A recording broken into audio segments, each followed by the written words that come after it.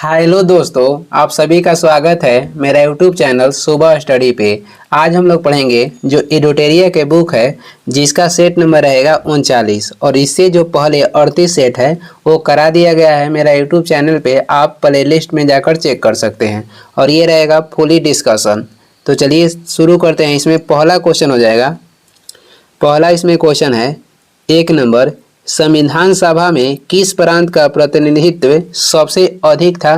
कह रहा है संविधान सभा में किस प्रांत से प्रतिनिधित्व सबसे अधिक था, तो ये था संयुक्त प्रांत से। ऑप्शन हो जाएगा ए। संयुक्त प्रांत से कितने भाग लिए थे, तो 292 व्यक्ति। और देशी रियासत से कहेगा तो रियासत से 93 और जो 4 थे ये अन्य क्षेत्र से भाग लिए थे। टोटल इनकी संख्या कितनी थी, तो 389। और कौन सा रियासत ऐसा था जो कि भाग नहीं लिया था, तो हैदराबाद एक ऐसा रियासत था जो कि संविधान सभा में भाग नहीं लिया था। 2 नंबर हो जाएगा, कितने भारतीय राष्ट्रपति का निधन उनके कार्यकाल के दौरान हुआ था। कितने राष्ट्रपति के निधन उनके कार्यकाल के दौरान हुआ था। ऐसे 2 राष्ट्रपति हुए। ऑप्शन हो जाएगा बी। ऐसे 2 राष्ट्रपति हुए जिनका जो मृत्यु है यानी निधन उनके कार्यकाल के दौरान हुआ। पहला हो जाएंगे जाकिर हुसैन जो कि भारत के प्रथम मुस्लिम राष्ट्रपति थे और इनकी क्रम से कहेगा तो ये तीसरा थे। और दूसरा हो जाएंगे जिनका मृत्यु जो हुआ उनके कार्यकाल के दौरान हुआ, तो दूसरा हो जाएंगे फखरुद्दीन अली अहमद। ये 2 ऐसे राष्ट्रपति हुए जिनका मृत्यु उनके कार्यकाल के दौरान हुई। इनका क्रम से था 5वां। और आपसे पूछ देगा कि कितने प्रधानमंत्री हैं जिनका मृत्यु उनके कार्यकाल के दौरान हुआ, तो प्रधानमंत्री हो जाएंगे 3। और कौन कौन है, तो जवाहरलाल नेहरू, लाल बहादुर शास्त्री और एक हो जाएंगे इंदिरा गांधी। जवाहरलाल नेहरू, लाल बहादुर शास्त्री और एक इंदिरा गांधी, ये 3 ऐसे प्रधानमंत्री हैं जिनका मृत्यु इनके कार्यकाल में हुआ। और एक क्वेश्चन आता है कि विदेश में किस प्रधानमंत्री की मृत्यु हुआ, तो ये हो जाएंगे लाल बहादुर शास्त्री। जब ये ताशकंद समझौता किए थे 10 जनवरी 1966 में, उनके अगला दिन इनका मृत्यु हो गया 11 जनवरी 1966 को। आगे बढ़ते हैं। अगला हो जाएगा 3 नंबर क्वेश्चन देखेंगे। कह रहा है किसने प्रस्तावना को भारतीय संविधान का परिचय पत्र कहा था। प्रस्तावना को कह रहा है कि संविधान के परिचय पत्र किसने कहा, तो ये कहे थे N.A. पालकीवाला। N.A. पालकीवाला ने भारतीय संविधान का परिचय पत्र कहा था। किसको, तो प्रस्तावना को। और प्रस्तावना को कहेगा कि संविधान के आत्मा किसने कहा था, तो ये कहते हैं भीमराव अंबेडकर। प्रस्तावना को राजनीतिक कुंडली किसने कहा था, तो के मुंशी ने प्रस्तावना को राजनीतिक कुंडली कहा था। 4 नंबर देखेंगे, उच्च न्यायालयों के न्यायाधीश द्वारा ली जाने वाली शपथ का उल्लेख किस अनुसूची में किया गया है, तो इनका उल्लेख मिला है किस अनुसूची में, तो तीसरा अनुसूची में। ऑप्शन हो जाएगा बी। और इनके वेतन भत्ते के उल्लेख किया गया है दूसरा अनुसूची में। तीनों सूची का उल्लेख किस अनुसूची में मिलता है, तो ये मिलता है 7वीं अनुसूची में। चौथी अनुसूची में क्या है, तो इसमें राज्यसभा का जो सीट के बंटवारा होता है उसका उल्लेख किया गया है 4थी अनुसूची में। 5 नंबर देखेंगे, स्थानीय सरकारें आधार होती है। जो स्थानीय सरकार होती है ये किसका आधार होती है, तो लोकतंत्र का ही आधार होती है। ऑप्शन हो जाएगा बी। लोकतंत्र को ये जनता का सरकार इसे बोला जाता है। और क्यों बोला जाता है, तो इसमें जनता को एक मुख्य व्यक्ति को चुनने का अधिकार होता है। और जब जनता को ये लगेगा कि जो व्यक्ति हैं जो सही काम नहीं कर रहे हैं या इनके लायक काम नहीं कर रहे हैं, तो उनको हटा भी सकते हैं। इसलिए लोकतंत्र को जनता की सरकार बोलते हैं। भारत एक कैसा देश है, तो धर्मनिरपेक्ष देश है भारत। आगे बढ़ते हैं।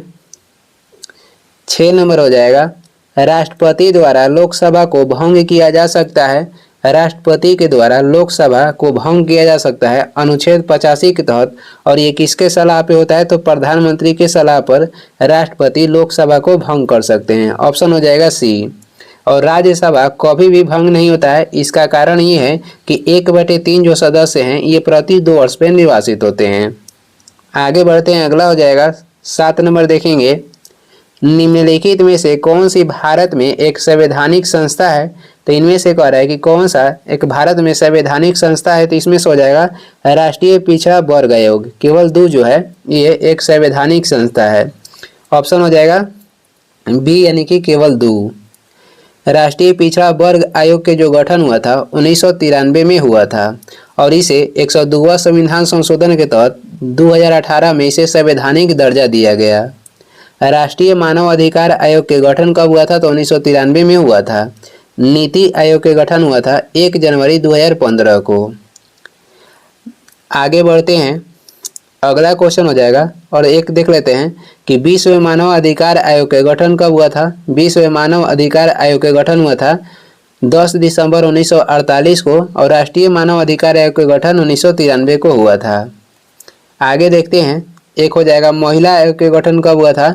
राष्ट्रीय महिला आयोग के गठन 1992 में हुआ था। 8 नंबर क्वेश्चन हो जाएगा, निम्नलिखित में से कौन सही कालक्रम अनुसार है? तो इसमें से कालक्रम अनुसार देखते हैं, चुनाव कानून संबंधित संयुक्त संसदीय समिति गठन कब हुआ था? 1971 में। चुनाव सुधार संबंधित जो गोस्वामी समिति है इसका गठन हुआ था 1990 में। और चुनाव सुधार संबंधित तारकुंडे समिति गठन हुआ था 1974 में। राजनीति के अपराधीकरण के विरुद्ध चुनाव आयोग का अभियान कब चला था? तो 2000 ईस्वी में। और इसमें कह रहा था कि आप कालक्रम के अनुसार सजाइए, तो इसमें से पहला हो जाएगा ए 1971, उसके बाद हो जाएगा सी, उसके बाद हो जाएगा आपको बी, उसके बाद D. A C B D option A में दिया गया है। जो चुनाव कानून संबंधी संयुक्त संसदीय समिति है ये एक प्रकार के ये है तदर्थ समिति। आगे बढ़ते हैं, अगला क्वेश्चन हो जाएगा 9 नंबर है, कह रहा है ग्राम पंचायत सचिव के संबंध में कौन सा कथन सत्य है? तो जो ग्राम पंचायत के सचिव होते हैं ये किसके द्वारा चुने जाते हैं? तो ये उसके राज्य सरकार के द्वारा नियुक्त किए जाते हैं। ऑप्शन हो जाएगा सी, क्योंकि एग्जाम दे के आते हैं जिनको राज्य सरकार कराता है तो उसको राज्य सरकार के द्वारा नियुक्त किया जाता है। इनकी मिनिमम उम्र सीमा होना चाहिए 18 वर्ष। आगे बढ़ते हैं, 10 नंबर हो जाएगा, पानी के दबाव की स्थिति में उगने वाले पौधों को किस नाम से जाना जाता है? जो पानी के दबाव में पौधा उगते हैं उन्हें किस नाम से जानते हैं? तो उन्हें जानते हैं हाइड्रोफाइटस के नाम से। ऑप्शन हो जाएगा ए।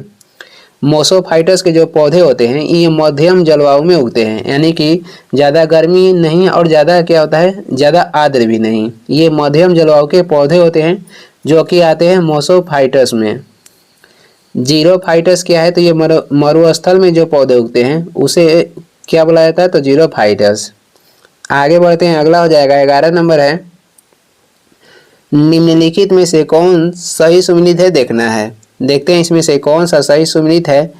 प्रथम सूती वस्त्र मिल की स्थापना कहाँ पे हुआ था? बम्बई में ये नहीं हुआ था।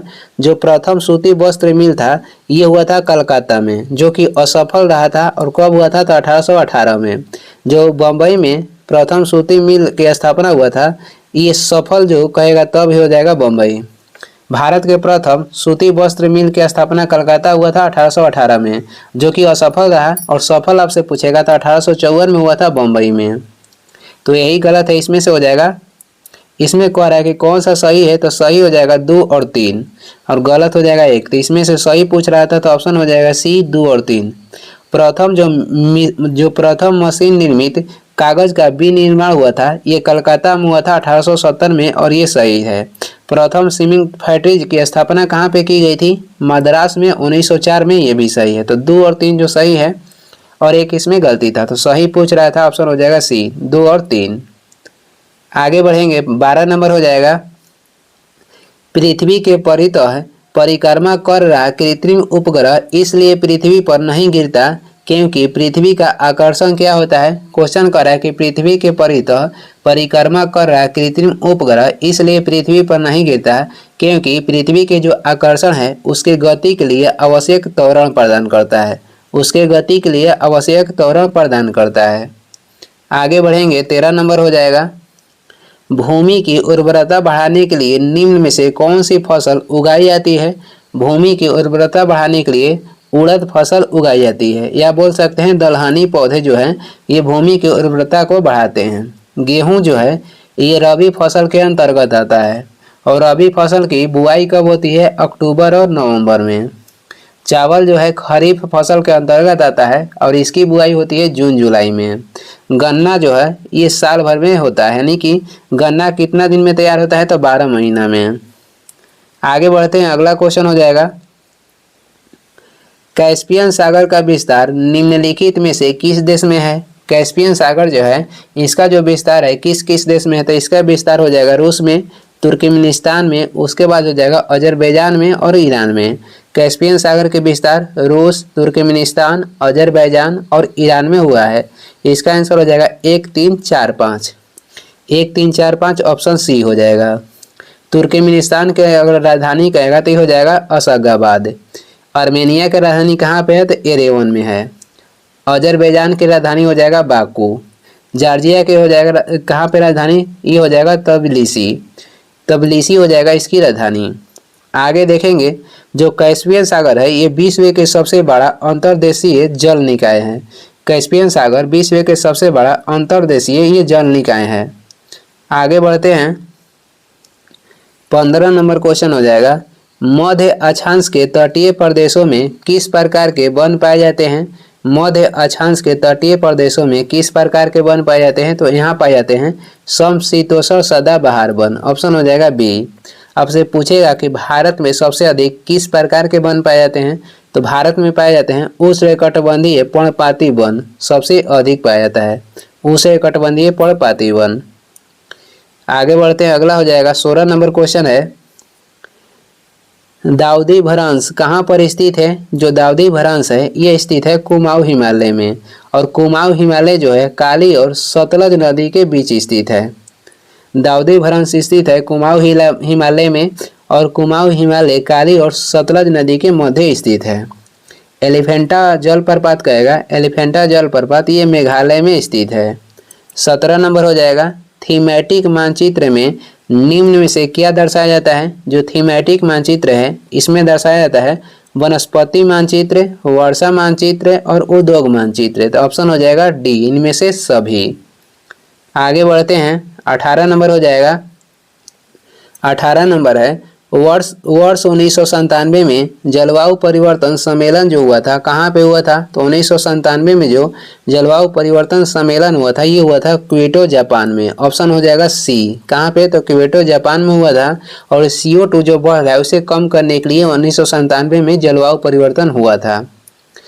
स्टॉकहोम में पहली बार पर्यावरण सम्मेलन हुआ था 1972 में, और इसी के एक साल बाद 1973 से 5 जून को विश्व पर्यावरण मनाने की शुरुआत हुई। ओजोन परत के संरक्षण के लिए मॉन्ट्रियल प्रोटोकॉल कनाडा में हुआ था 1987 में। आगे बढ़ेंगे, 19 नंबर हो जाएगा, निम्नलिखित में कौन द्वितीयक प्रदूषक है? तो इसमें से द्वितीयक प्रदूषक आपको हो जाएगा, द्वितीयक प्रदूषक पूछ रहा है कि इनमें से कौन सा है? तो ये हो जाएगा स्मॉग। ऑप्शन हो जाएगा ए।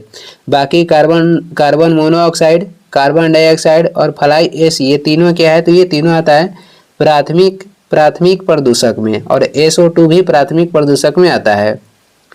आगे बढ़ते हैं, आगे हो जाएगा 20 नंबर क्वेश्चन देखेंगे, पर्यावरण में ग्रीन हाउस प्रभाव में वृद्धि होती है। तो पर्यावरण में ग्रीन हाउस प्रभाव में वृद्धि कब होती है? तो कार्बन डाइऑक्साइड के कारण। ऑप्शन हो जाएगा बी, कार्बन डाइऑक्साइड के कारण।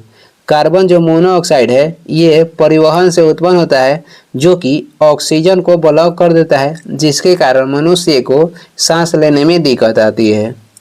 21 नंबर हो जाएगा, निम्नलिखित में से कौन द्वितीय उपभोक्ता के उदाहरण नहीं है? तो इसमें से द्वितीय उपभोक्ता का उदाहरण नहीं है कौन सा? तो बकरी। ऑप्शन हो जाएगा ए। ये किसके अंतर्गत आती है? प्राथमिक उपभोक्ता के अंतर्गत।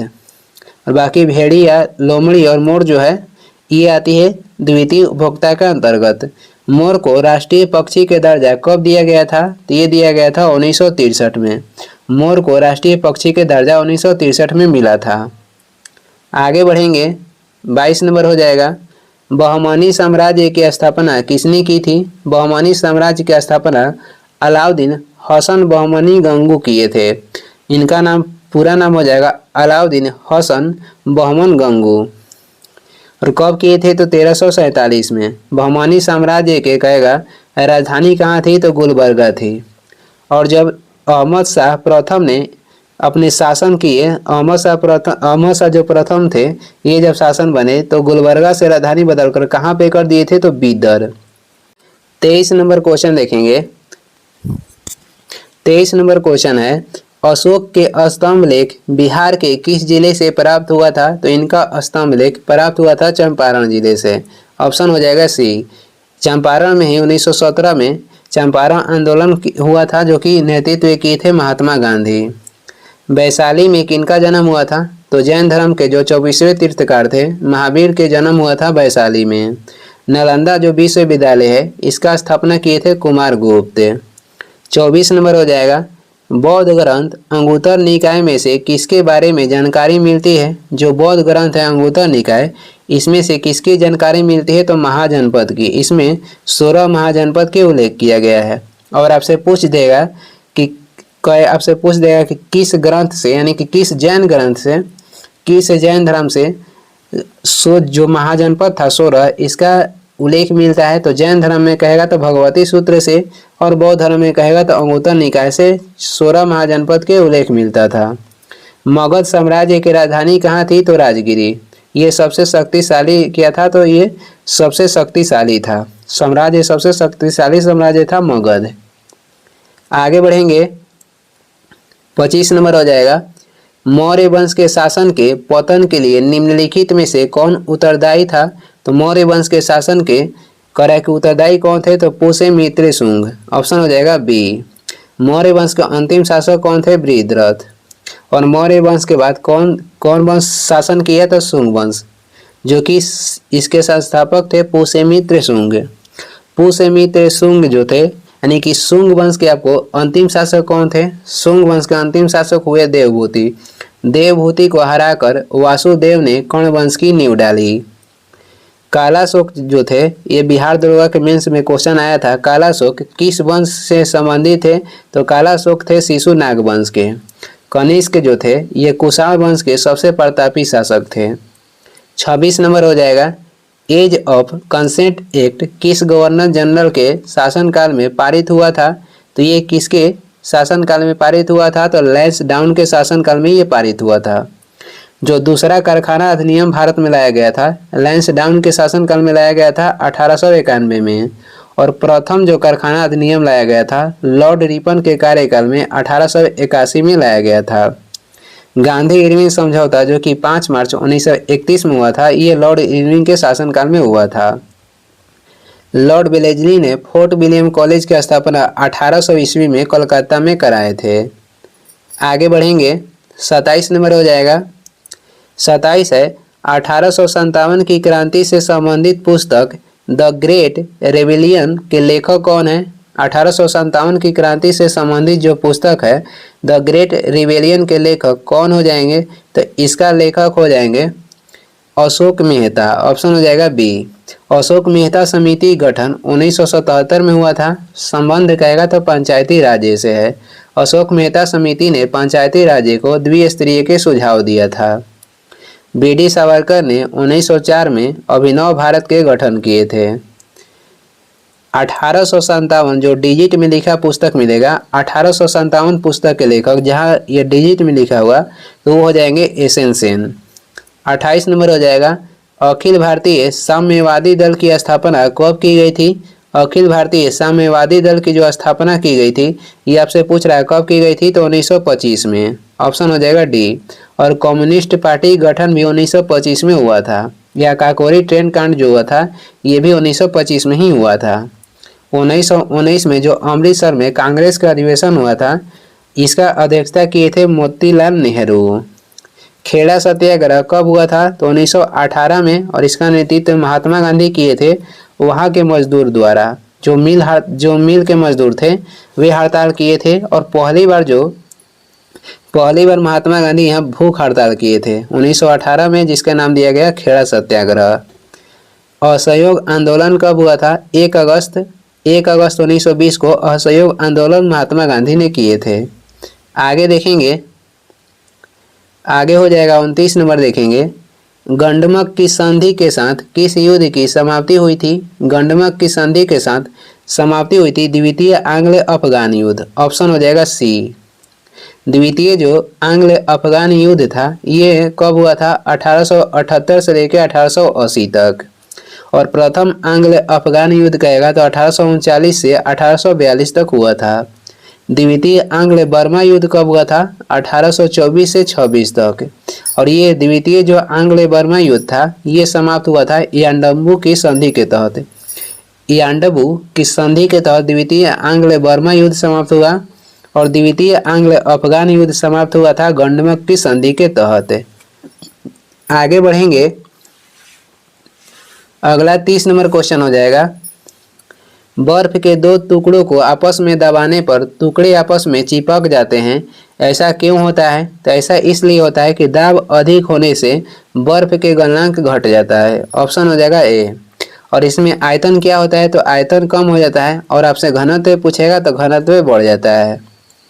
आगे देखते हैं, अगला क्वेश्चन है 31 नंबर, निम्नलिखित में से किसकी वेधन क्षमता एवं आयतन क्षमता आयनन हो?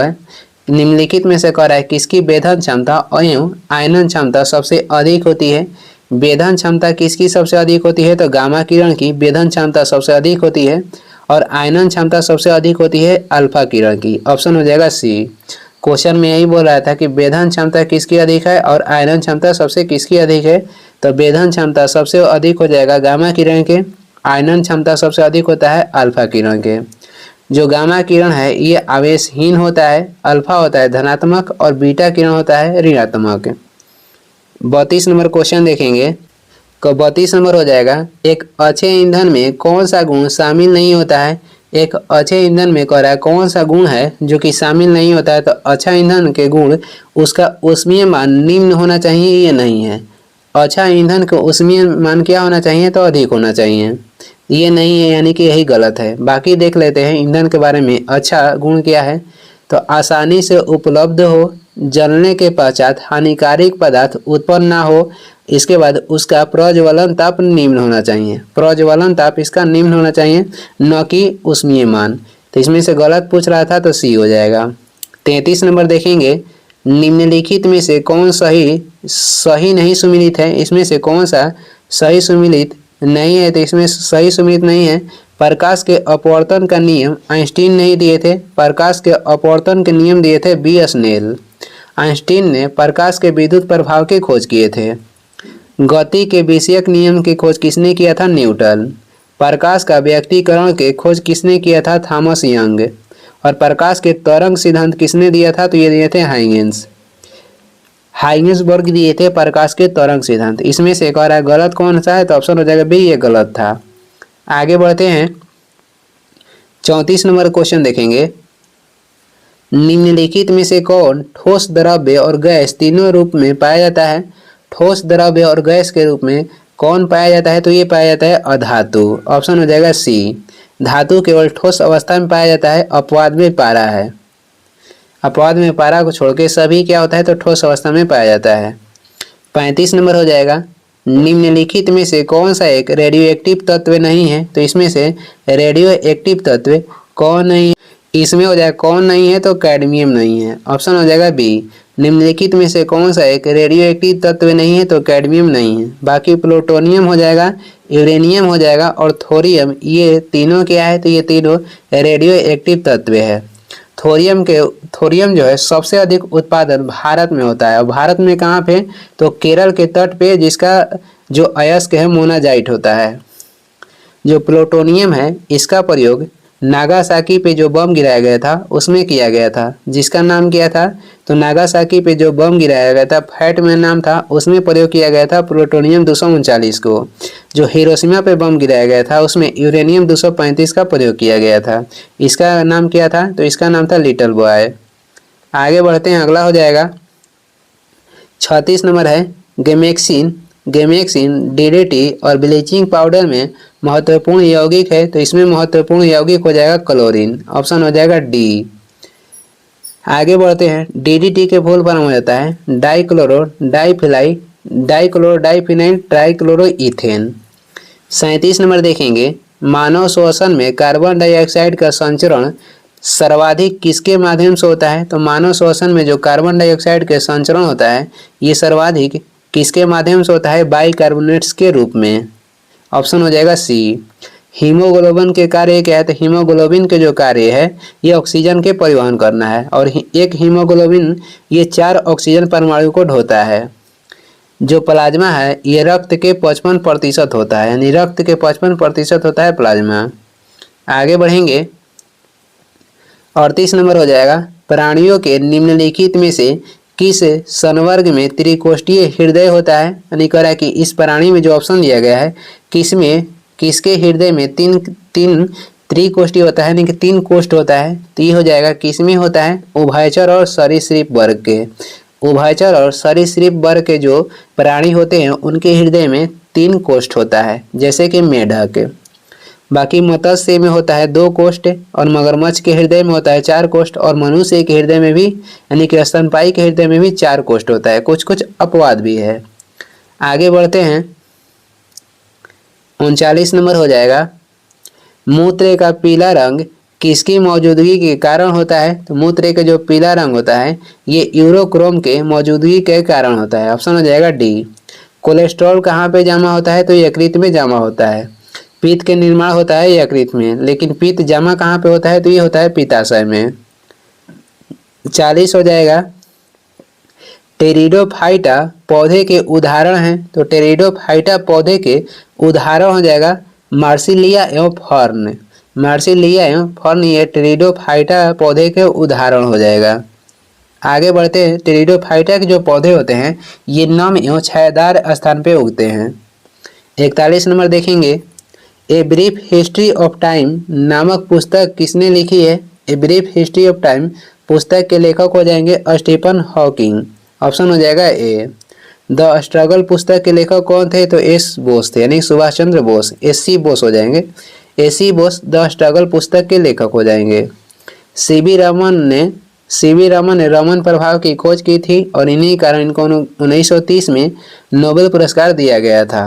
42 नंबर हो जाएगा, राजस्व घाटे में से पूंजी परिसंपत्तियों के सृजन हेतु अनुदान घटाने पर हम पाते हैं, तो हम पाते हैं क्या, तो हम पाते हैं प्रभावी राजस्व घाटा। ऑप्शन हो जाएगा डी।